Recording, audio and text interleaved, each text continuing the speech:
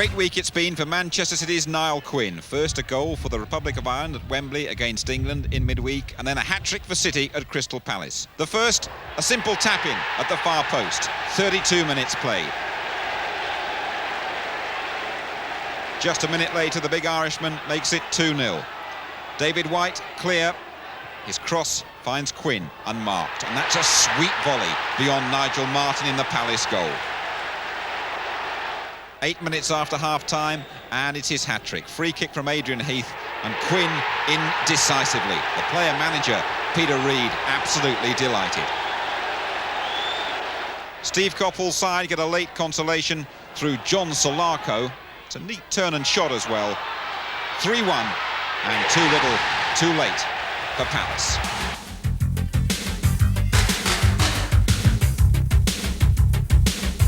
On the plastic pitch, still problems for both Spurs and Luton. Neither side really impressing. Luton, though, coming closest to scoring. There's a penalty. Samway stripping Mark Pembridge. And the Luton skipper, John Dreyer, has an excellent record from the spot this season. He hasn't missed one. He has now. Worst to follow for Luton, fullback Marvin Johnson sent off for his second bookable offence after 72 minutes.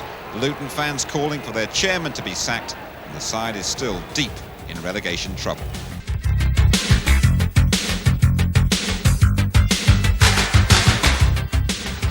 At Highfield Road, Chelsea are looking to get back to winning ways again after 3 successive defeats. The match played in a very difficult wind, and Coventry get the only goal of the game on the hour. Mickey Ginn picks the ball up on the halfway line and goes all the way. His 8th of the season. Valuable points for Terry Butcher's side. And they're out of the relegation zone and comfortable in mid-table.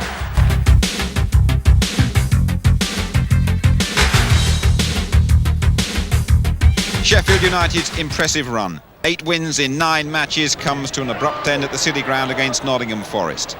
Nigel Clough, a perceptive pass from him, putting Tommy Gaynor clear. And Gaynor lobs Simon Tracy in the United goal. Gaynor only back in the side for the injured Nigel Jemson. 8 minutes from time, Forest wrap it up with a second. Ian Wone does all the hard work. His shot beats Tracy. And then Gaynor pokes it over the line. 2-0 to a Forest side without 5 first-team regulars. It could have been 3 as well. The United defence biting in unfairly. And that's a penalty and a chance for Nigel Clough. But Clough's shot hits the bar and goes over. But Forest comfortably take all 3 points.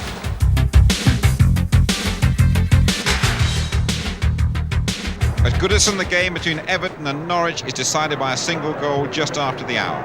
The Pole, Robert Borgica, continues to make quite an impression on Merseyside.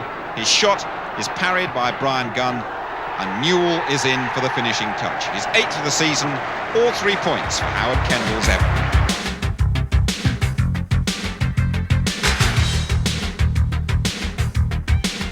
Queen's Park Rangers, the side that humbled Liverpool at Anfield against Derby, who were thrashed 7-1 by the champions.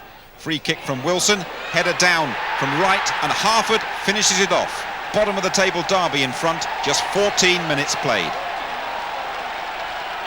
Rangers get a controversial equaliser after 78 minutes. It's a penalty and a dubious one too. That challenge from right on Sinton.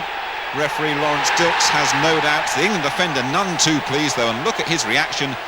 His teammates, including Peter Shilton, have to pull him away from the referee. Mr. Dilks is absolutely adamant. They never change those decisions, so there's no point in arguing about them. And Roy Wegerle keeps his cool. The point shared, 1-1, the final score.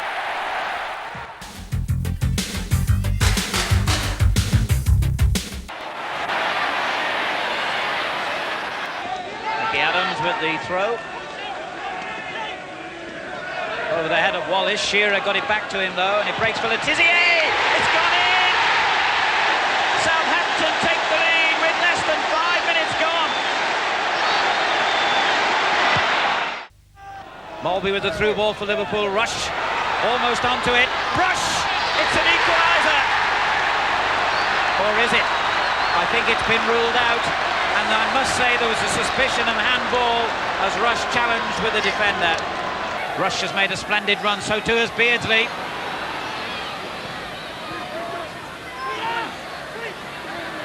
Good play from Beardsley. Oh, it's marvellous stuff from Beardsley. Rush! It was off the line. Liverpool claimed it crossed the line. Whoa, whoa.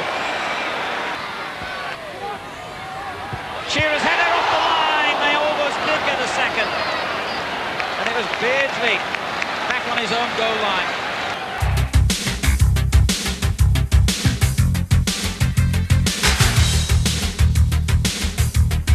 Leeds have been showing the signs of a long season in recent weeks against Sunderland. They're back at their best. Just 5 minutes played, and Lee Chapman's header beats Tony Norman in the Sunderland goal. The floodgates open. 22 minutes gone. Leeds further ahead. Gordon Strachan at the heart of so many good moves. And Gary Speed's cross. Chapman is highest once more. Carl Schutt gets in behind Bennett for Leeds' second. There's a superb third 10 minutes before the interval. Mel Sterland's free kick, and look at that header from Gary Speed. 3-0. There's no holding Leeds in the second half. Little Strachan, splendid once again, and a simple tap-in for Speed. And 5 minutes from time, Chapman rounds off the scoring at Elland Road to complete Leeds' biggest win of the season. Lee Chapman has now got 23 goals. He's the First Division's leading marksman.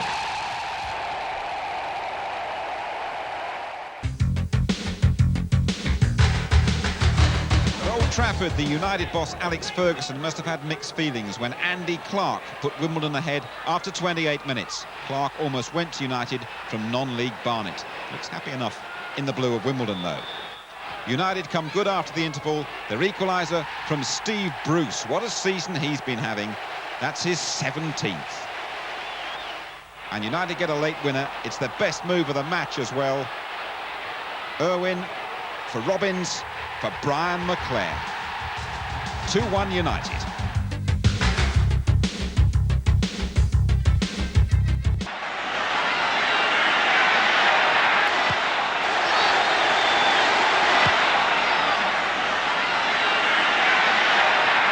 It's a good ball there.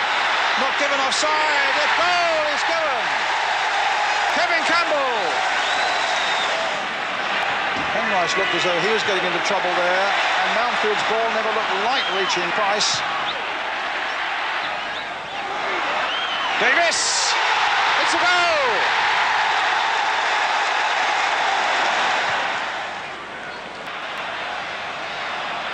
Merson's cross, a deep one towards Alan Smith, nodded down by him!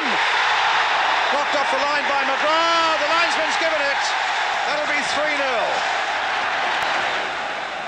It's a short one.